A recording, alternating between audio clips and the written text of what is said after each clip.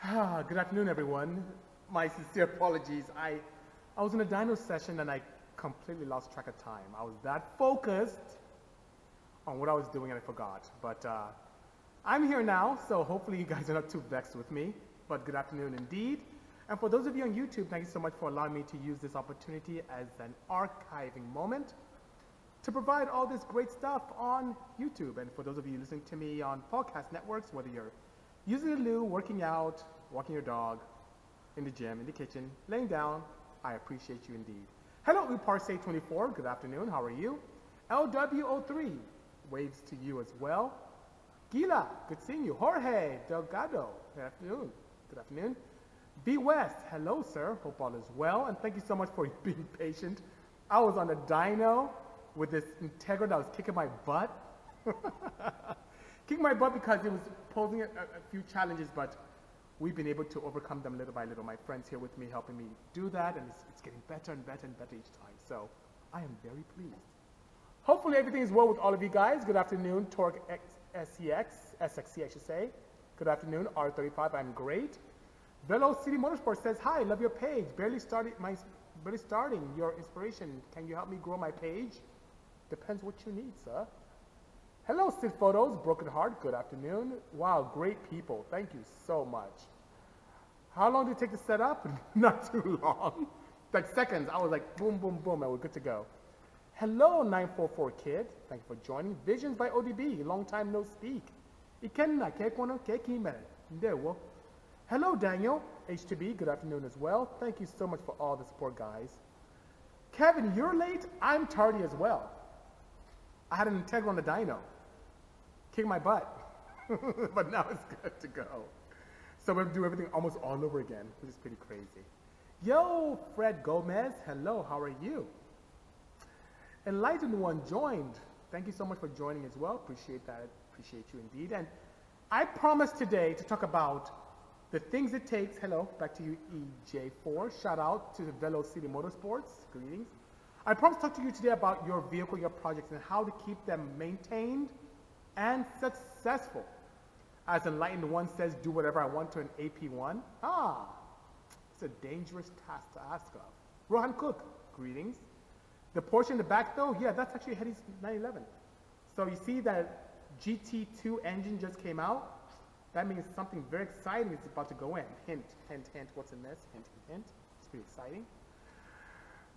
Starting an SR4 build to 800 horsepower, would love some guidance. Velocity, I have the direction and parts for you. And that's also what I want to talk about today is the key thing to do with any project is to begin with the end in mind. And I mean that.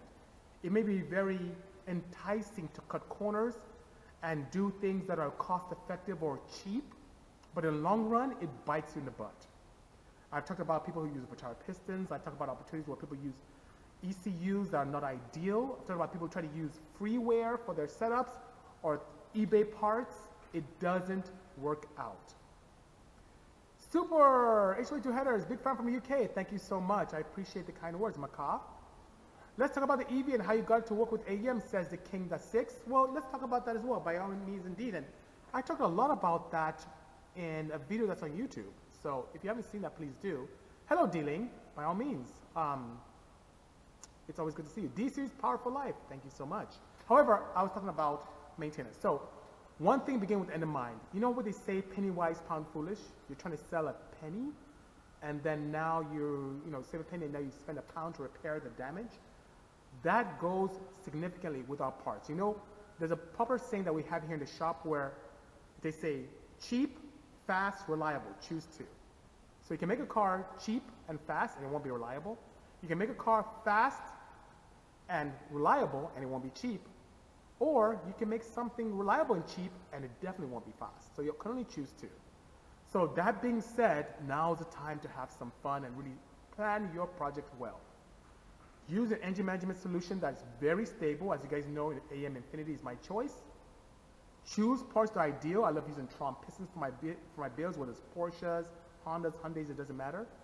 Find a tuner that's up to snuff, that's someone that's very reputable, to be able to make sure that the tuning is done is very key.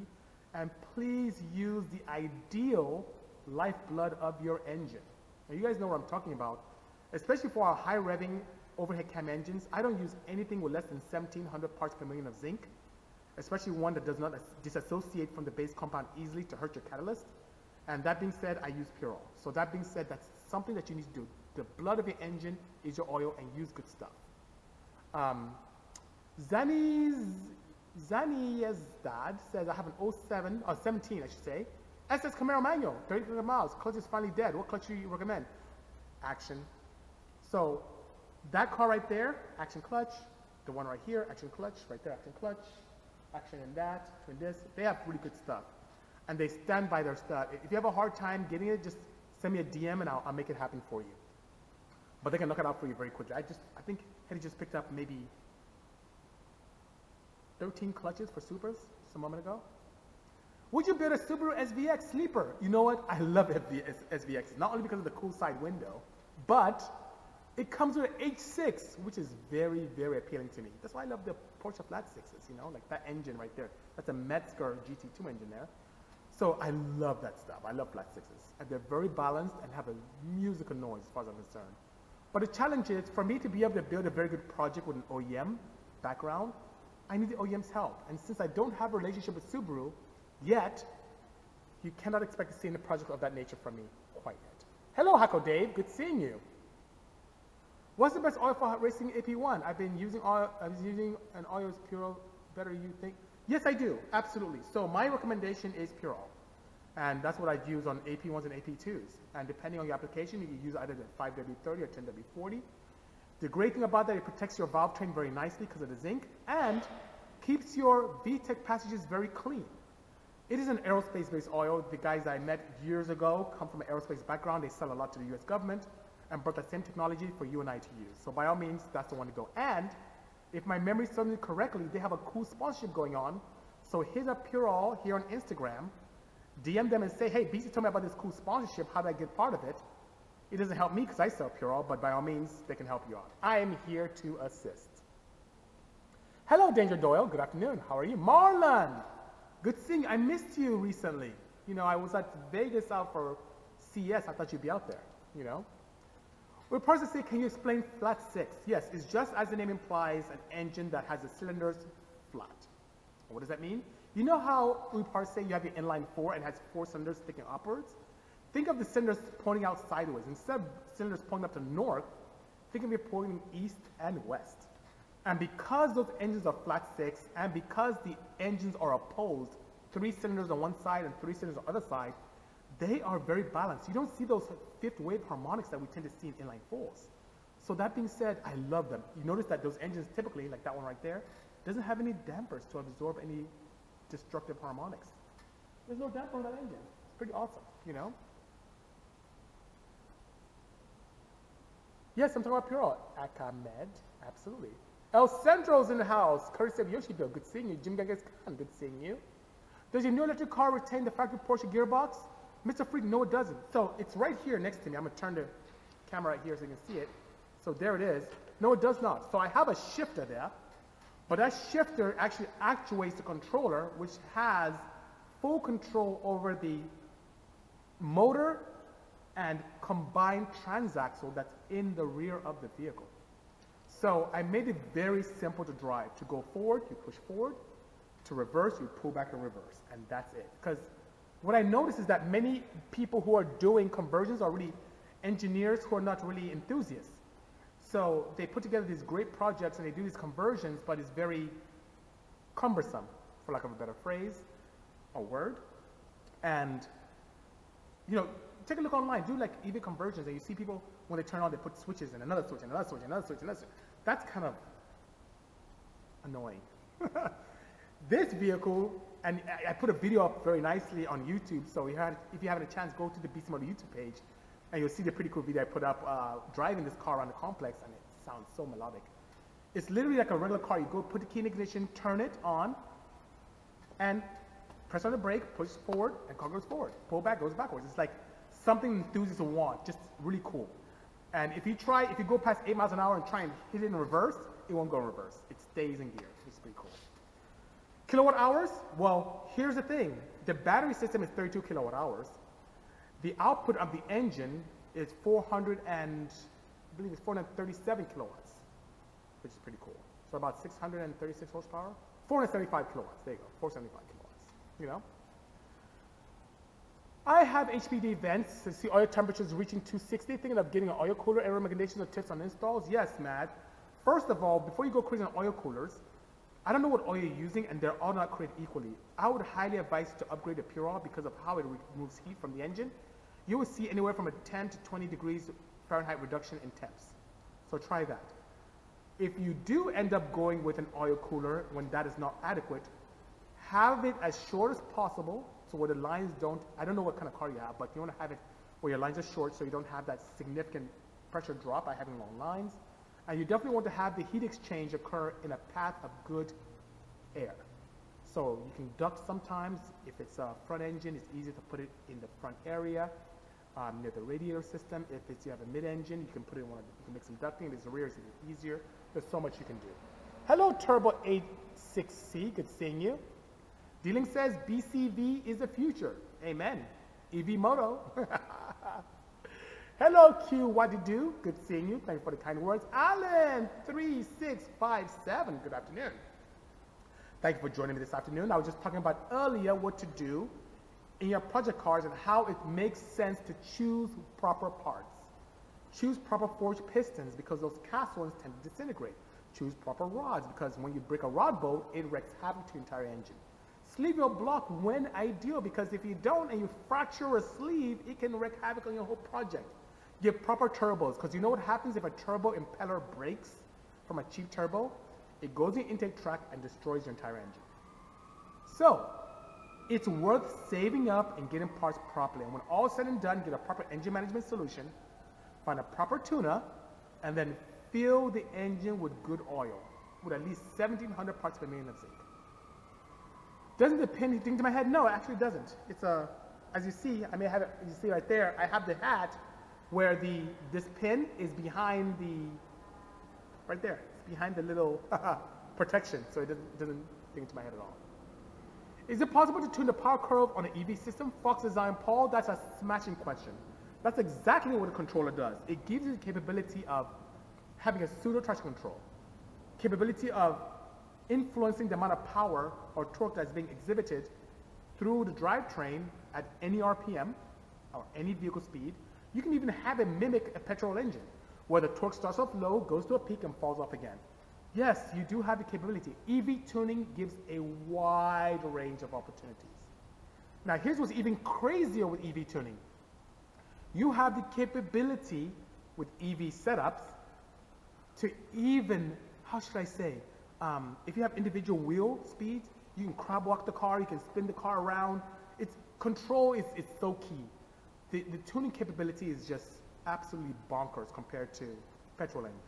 And because of the packaging, it creates a renaissance for tuners, or I say tuners, a renaissance for designers. No longer do you have to be worried about hood clearances and the hood heights, and you can do wonderful things nowadays, which I'm very excited about, you know?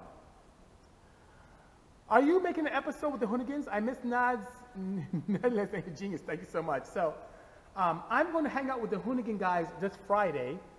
We're going to cover the Velociraptor N we put together, which is pretty cool. But yes, I think we're going to get this on very soon. But we have a lot of plans for this, by all means, you know? Ceramic coatings on engine parts, go or go, no go. Nico 205DK, it's a big, big advantage. Now, here is my first-hand experimentation and results based upon coating the dome of a piston and a skirt. 4%. I mean it. 4% horsepower and torque all across the board. With an engine that's as is, and I didn't do separate engines, the same engine, same setup, same tuner, same dyno, uncoated, naturally aspirated, turbo even is nicer. Naturally aspirated, run it, take the pistons out, another set of pistons are coated, 4%. And I did a ceramic barrier coating on the dome and the very beautiful moly coating on the skirt. So that's good. How did you get good at what you do? School or experience on your own? Velo, city, motorsports, both. So even today, I'm still learning today. There's some stuff that I'm experimenting with a car that's on the dyno over there that I'm still learning. So I came to the United States to study engineering. I did chemical engineering, so that gave me a very good basis in everything scientific, and gave me also the mindset to be able to, when experimenting, have one variable, which is very important. Also, I took a chemical engineering lab, which was, without going into deep detail, a class where you're thrown into a project with no information on the machine and no information on the unknown, and you're told to use that machine to find out what an unknown consists of. And by doing that, you have to figure things out, experiment, read. So that makes me not afraid to experiment and try different things, even today on automotive culture. And then above and beyond that, experimentation, having the ability to play with things myself. I tuned and beat up on my car and blew up a lot of engines myself before I even opened up to the public. Hence, my knowledge is based upon my experience mostly. So I hope that's good. Yes, Velociraptor. We're going to do some track testing very soon. Joker Jahad is asking, what's the EV portion right here spec? Well, let me break that down to you. Let's see. It has a 475 kilowatt electric motor with an integrated, actually transaxle. The setup is an AC setup, 3-phase, which is pretty nice. The batteries, I have 12 LG Chem batteries, of course lithium ion, 6 in the rear, 6 in the front for some good balance. Those batteries give me a total of 32 kilowatt hours. I have a bespoke controller as well that allows me to control everything with it. I have an AM dash that allows me the ability to look at all parameters involved. I assume you're interested in the propulsion spec, but if you care about the rest of the stuff, we have a true Kramer body, we have a interior done by SOS, we do all the fabrication in-house as well, the roll cage and so on and so forth. We have Momo steering wheel and seats, KW suspension, IBOX sway bars, Brixton forged wheels, Toyo RR tires or DOT approved slicks. I do have a race pack that I use as a power distribution module to control everything. I have multiple components in the rear, contactors, some stuff from EV West I was able to purchase and be able to incorporate in that as well. It's really cool stuff. And the fastest car I've ever had or driven in my life. And RL3, good seeing you. MJ Photograph, happy belated birthday. Is it possible to reduce compression with head spacers or thicker head gaskets and make reliable power? Yes, it is. The key thing is having a gasket that gives integrity. And mind you, whenever you raise the deck, either via gasket or a spacer, your cam timing completely goes different. It goes advanced for the intake and exhaust. So you definitely have to use a cam gear to optimize that, or if you have the ability to play around with adjustable cam gears that are hydraulic, you know, like how you have VVTI, variable cam timing, you can definitely use the ECU to program that in, which is pretty nice, you know? What percentage of the sets do you have versus going to someone like EV West? So the King Assist, I went to quite a few things. So what are some of the things that I sourced? Pretty much everything else. What are some of the things that I would say for percentage-wise, maybe 20% of the stuff, 15 to 20% was from EV. And then we sourced some things locally ourselves, made some things ourselves as well. And yeah, that's pretty much it. Oh, Kevin says scary. It is scary. Thinking of BB retrofitting my Honda Fit, pulse chamber exhaust on my 92 Civic sedan. Pros and cons with the GSR 2.5 piping. The only thing is that the pulse chamber itself, that little tube you see coming out, was specifically designed for the displacement and RPM that the Fit sees. I would say for an engine that's a 2.5 piping with a GSR, which is a 1.8, that length may be slightly shorter, you know? Jim Dingus kind of asked a good question. What's your biggest failure and how did you overcome it? That's a fantastic question. I would say my largest failure in life, was getting that Odyssey 100% for SEMA for American Honda in 2013. I had 7 weeks to present a completed car to SEMA. And that was the biggest challenge I ever experienced. I got sick, bleeding out my nose, building that car. And I overcame it by tackling the items that were the most important, making sure that it was together, making sure that we got the peak power that we needed, ignoring some other things like partial throttle, so it was like bucking getting into place. And what I learned from that is to give myself ample time to build a setup. And above and beyond that, it's another Porsche just drove up here. Give myself ample time to be able to build a setup, and if a manufacturer comes to me with a timeline that's not very appealing, to not accept it. Just not accept it. Then to put together a project that wasn't 100% when I delivered it. And that project right there, yes, we got it 100% after the show, but it was very, very challenging to make it happen.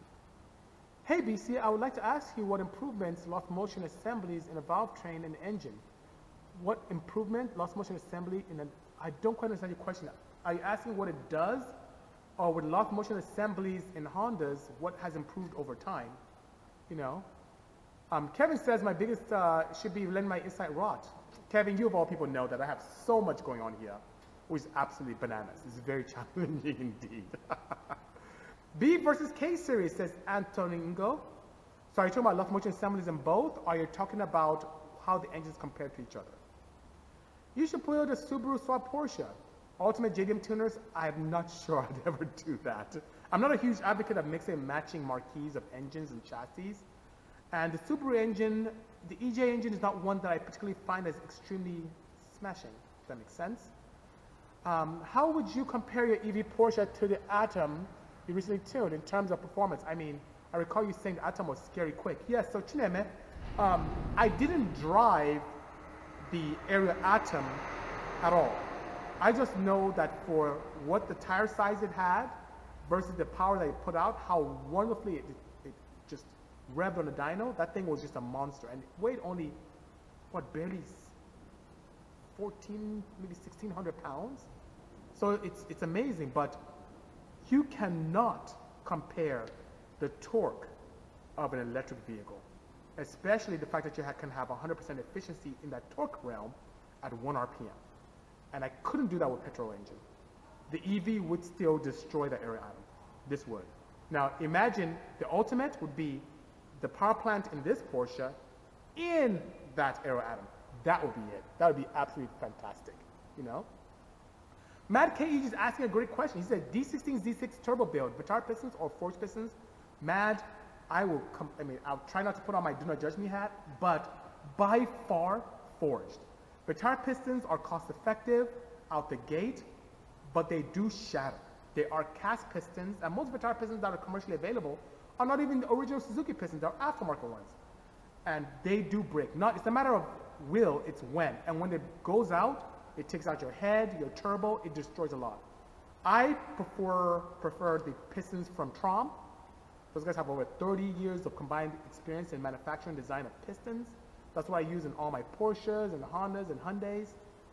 The difference between a mid-200 piston set and one that costs 500, trust me, it is much better peace of mind and much better reliability. I wouldn't do anything else, you know? Hello, Angry Toaster, how are you? Good seeing you. Hello, Porter. One of my good friends just came in here. Oh, the team there up front. Heady's up there, everyone's up front. Okay. How did you start your passion? I don't have much money, but have a big vision in the motorsport industry. Starting an SRT4 project. Any advice? Yes, Velo City Motorsports. Here's the thing. I know where you're coming from because I lived it for many years. The reason why I honed my teeth in D-Series performance, and you see us talking about D-Series Hondas a lot, is because I couldn't afford as a student to do anything. But for me to get MSD ignition, which I wanted a digital 6, or was it 6AL? 6AL at the time, and it was $250. I saved up for 4 months to get that one ignition system because I knew that's what I needed to be successful. So what does it mean? You are in the best situation in the world today to be able to have side money to do wonderful things that I couldn't do when I was in college. For example, you know, back in the day when I was in university, the only time I had to work was until 5 p.m. And after that, I couldn't do anything. We didn't have access to the internet where you can sell things on OfferUp or sell things on eBay or put it on Craigslist and be able to make extra money. There are things you may have around you that may be valuable to other people. You can go to garage sales, pick up stuff and flip. There's so many things you can do. You can install clutches in people's cars to make extra money. You have the capability of doing things on the side to make great money, to be able to buy parts that are ideal for your project, and to buy good parts that can make your project enjoyable. Then when it comes to motorsports, you don't have to start a facility. You can do what I did. Dedicate some of your time interning at a shop of your choice. There are many shops like mine that exist around the country, around the world, where you can actually ask them, bug them to please, I will work for free. I just want to be able to help. And you can use the opportunity to get experience. Offer yourself the opportunity, and I guarantee you, if you end up being a great worker there, they will bring you on board. They will hire you in a moment. So that's a great way for you to get experience. Another great way with hustling on the side to be able to get extra money, to be able to allow you to be successful in the passion that you enjoy and that you love. Better than I could. I had to save up and do what I had to do, but you have the opportunity to do even better. You are in a golden age nowadays. Take full advantage of it. Did you know you can buy an Atom with a 500 horsepower V8? Yes, I do. I also know that that 500 horsepower V8 is a lot more in weight than what you would see with an inline 4 that makes similar horsepower. Mind you, that Atom weighs a little bit over 400 to the wheels. That's over 500 crank in sub 1,600 pound car. Yes, I did. Which of your cars is your daily? So it depends. This week, I've been driving a lot of my Dodge 3500 truck. I used to drive my Hyundai Ioniq quite a bit, but I've been driving the Veloster N, which I'll be driving today and tomorrow and Friday. So I guess I've been driving a lot of the Veloster N. It's a 2020 Hyundai Veloster N, which is Honda's response to the Type R. I think the Atom would hook faster. Well, he had really small tires, so he already spins first, second. I'm not sure, Kevin. What engine would you recommend for a Datsun Sunny truck? I was thinking for a GE, but Nissan would be better. Love your work, Bisi. Thank you so much. So I've seen a lot of trucks come here, Datsun trucks come here, with SR20 engines in them, which is pretty cool. But you know what the sick one is? If you're going to go to another marquee, you know what a great engine would be to put in there? S2000. AP1 or AP2 engine. You cannot go wrong with that. That is an amazing swap. But if you want to stay with the Datsun family, you have the chance of being able to do some surgery and going with an inline 6 from the RB. You can do an RB25, RB26.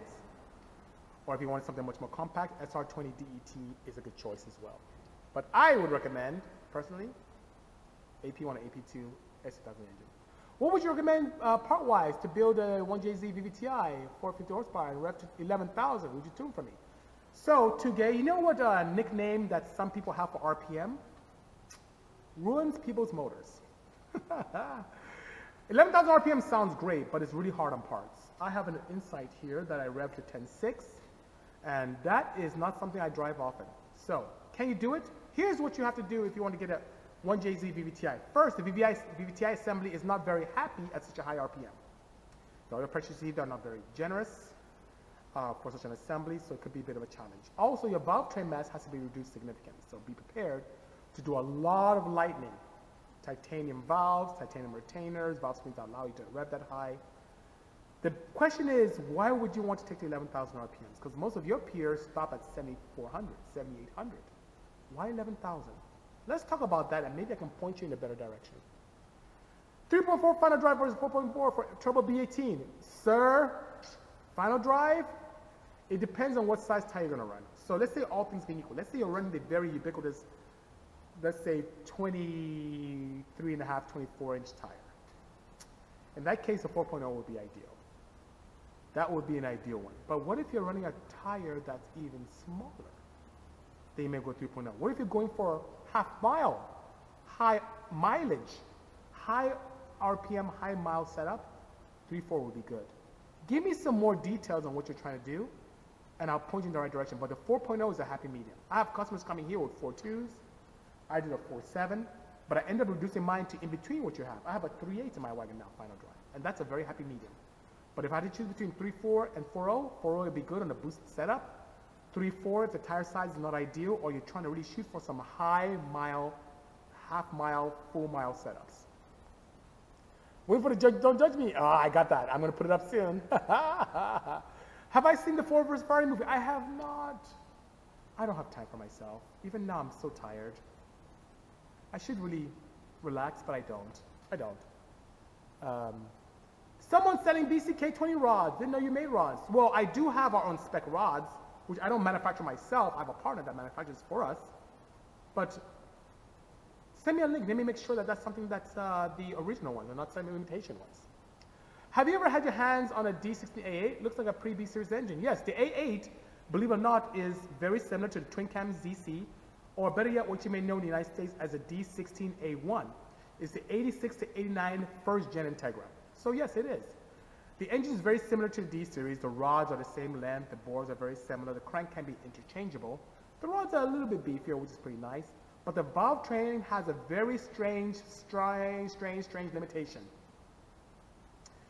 The head is really compressed to allow for very good hit clearance, and hence the rocker assembly is one with the cam sit on, so you can do crazy without spinning out a rocker. You're very limited what you can do with duration and lift, and that's one thing that I don't like about the engine. But apart from that, its twin cam is great, it's awesome, flows decent, and has a pretty stout block. And the gearbox is the strongest D-series gearbox I've ever seen. I have one up there, the one right next to my car. I actually use that A8, A1 gearbox for my own drag car, and that thing is pretty robust. It has almost like a handcuff between gear 4 and 5. It's like a part of the assembly itself, the housing, bell housing, is like a handcuff that keeps the gears from spreading, so you don't tend to shear them off easily. And the gear teeth are very stubby, so they lend themselves to a lot of good power. I saw the one RWB car has the engine made by you. Do you work close with Nakai-san? Yes, so Nakai and I, we did a very nice event where, not this recent one, but the previous Need for Speed video game has both of us in it, so we spent some time in the UK filming that. We've done 5 RWBs together, so there are actually 5 RW Bisimotos. So weird, we talked about that today with Paul and his good friend that came by. So yes, we've done some good stuff together. Good guy. Hello, Ari, miss you. Hello, Asa, good seeing you. Luisito, greetings. When is the signal actually push 1000 bhp? When I have a chance. Guys, my projects are last. Customers are first. I have 1, 2, 3, 4, 5, 6 cars. Oh, how can I forget a CRX right here? 7 cars that I have to get out with my team.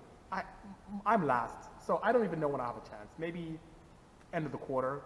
And we had a very interesting television show hit us up recently that I need to do some stuff with, so it's going to take even more of my time. My stuff is last.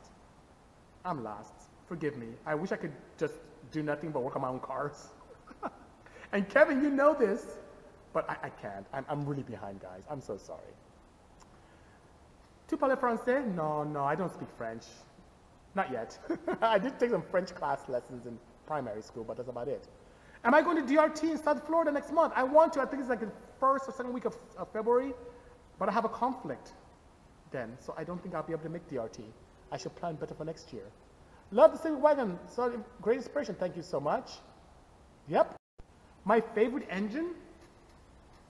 Favorite in the world. Favorite engine.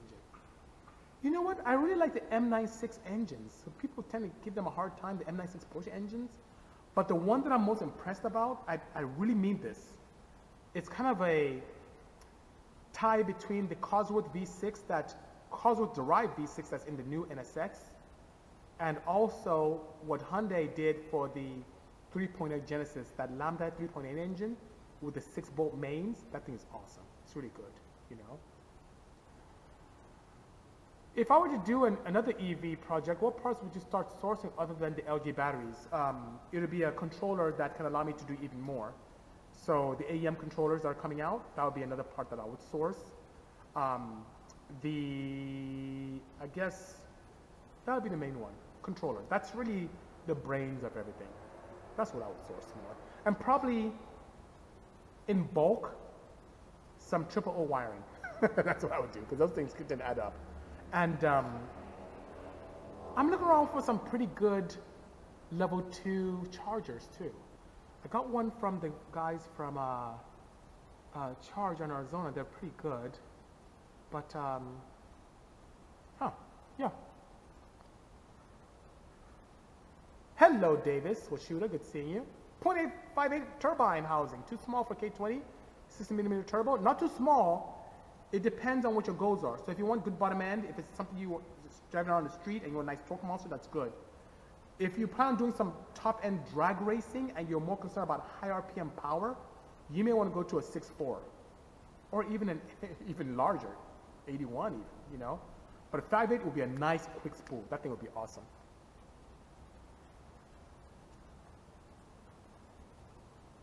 Do you like VQ35s? They're cool engines. Thank you so much, Octane JPEG. Thank you. E92 Williams says his BMW doesn't have a throttle body. Use adjustable valve lift to idle and accelerate. What advantage of this setup versus a set valve lift at throttle plate? So E92, what you're referring to is something very similar to what Dodge had in some of the early Fiats. Sorry, there's a car going by here. Very noisy truck.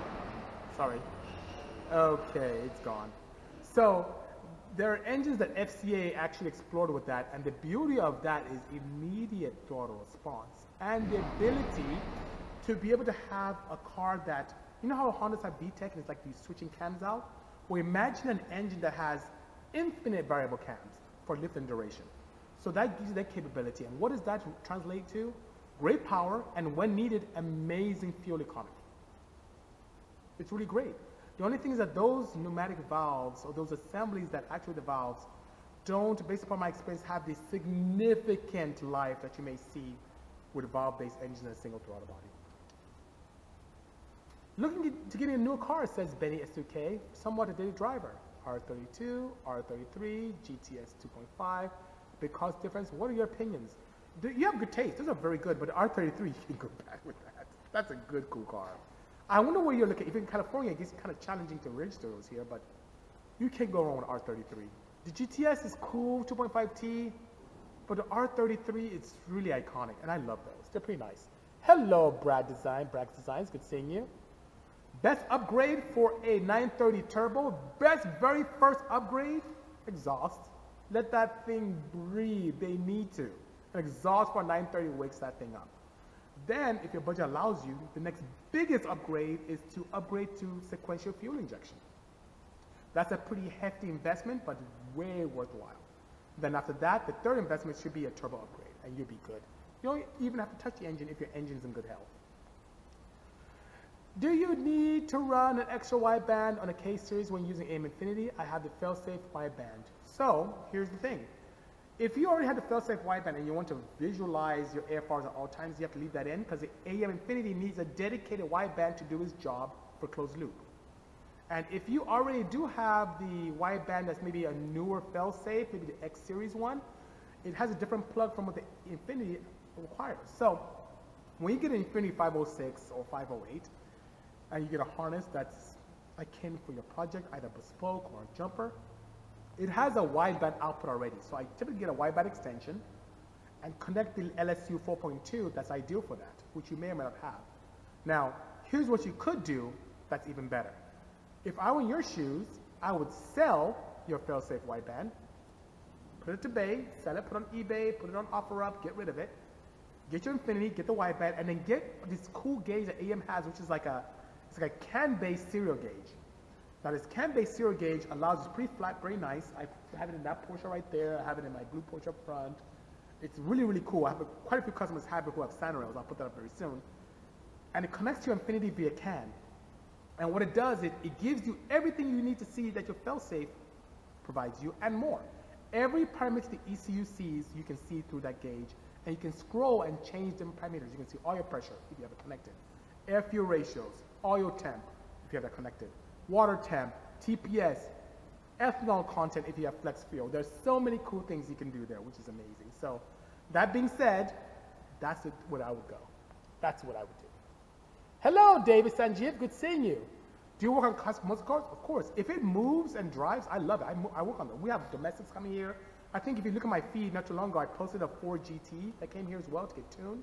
I'm all about it. I love cars.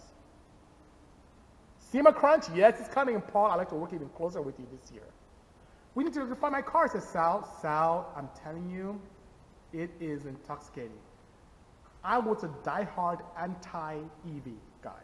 Diehard. I'm about petrol, the smell, the sound, the vibration, shooting flames, anti-lag. I was all about it. But after building this and driving it, I'm hooked. It is, don't drink the Kool-Aid, Sal, because once you do, you can't go back. It's like red pill, blue pill, and I took the red pill, and I'm in trouble. It's great, though. I still appreciate petrol engines, and I think the combination of the two is absolutely fantastic, but EV has me hooked. It's really great, you know? RB or Jay-Z? To Jay-Z. Really, it's just, I can't, that's my thing, JG. AM versus Motec, it depends which one. But net, if you look at a very common M series versus the Infinity, let's say the smaller boxes, the AM has a much faster processor, which is amazing. 400 MIPS versus less than 400. So that means that when you're doing fail safes, it does it very quickly, very accurately. Plus, one thing I love about AM so much, it offers me all the features of the Motec without the cost because I don't have to pay for upgrades. I don't have to pay for opening up closed loop feedback for O2 sensing. I don't have to pay for knock sensing for individual sender. I don't have to pay for fuel trims. I don't have to pay for options for flex fuel. I don't have to pay for boost control based upon air temp. I don't have to pay for boost control based upon vehicle speed or gear. Everything's open. It's open for you. It's amazing. I love Infinitys. I put it on everything. I'll put it on a bicycle if I could. It's great. Any exciting upcoming projects? Yes. See this 935? I love this thing. So it's my goal to build an all-wheel drive EV. I'm thinking about doing something very crazy with that. See, that already has the engine and gearbox pulled out, so something really crazy with that. I'm doing something really special with Hyundai, but I can't talk about it. We're still in talks with Acura, so maybe I'll do something very exciting this year as well. I need your exhaust for my 84911, slant nose, Cabriolet wannabe, sponsor me. Sponsor you, Matt Tile. Brian, write to me. It's very expensive for me to make those exhaust systems, so maybe I can help you out, but write to me. I'm here to help. Send me a DM here. K20 with RBC or ITBs in a CRX. Oh, you cannot go bad with RBC. Dude, RBC is cool. I love them with turbo setups. I love them with guys who just want mild setups or even supercharger systems, even boost. But if you stick NA, ITB, go with Kinslers. It looks, the sound alone, above and beyond the power, the sound alone, it makes more power than RBC, but the sound alone will have you going bananas. It's amazing. SA Lima says I should build an S2K. I really should, but I did. So years ago, I had a blue S2K at the old shop about 4 years ago. And as I was building it, a customer came and offered me a pretty penny just to buy it, and I had to take it. So I did. But I live vicariously through my clients. I have a lot of customers with AP1s and AP2s, and I help them out, so it works out. APs are really fun cars. The shifter in S2000 is the best shifter ever. It's absolutely amazing. Well, guys, my time is up. I have to depart and continue on the dyno working. It's going to be a pretty crazy day, but I appreciate all of you joining me this afternoon and being part of this wonderful Tech Tuesday. Greetings from Argentina as well. I'm so glad to see you join us today, but by all means, this will be up here for 24 hours on Instagram. I also put it up on YouTube very soon. If you haven't joined the Bisimoto YouTube feed, go up there, subscribe, and hit that notification bell so I can chime you every time I post something new. And for those of you who want to also listen to this on podcasts, you can reach me on Spotify, Anchor, iTunes, everywhere. And on your favorite podcasting networks, I'm there. All right, guys. Thank you so much. See you next week. Stay tuned. Take care. Cheers.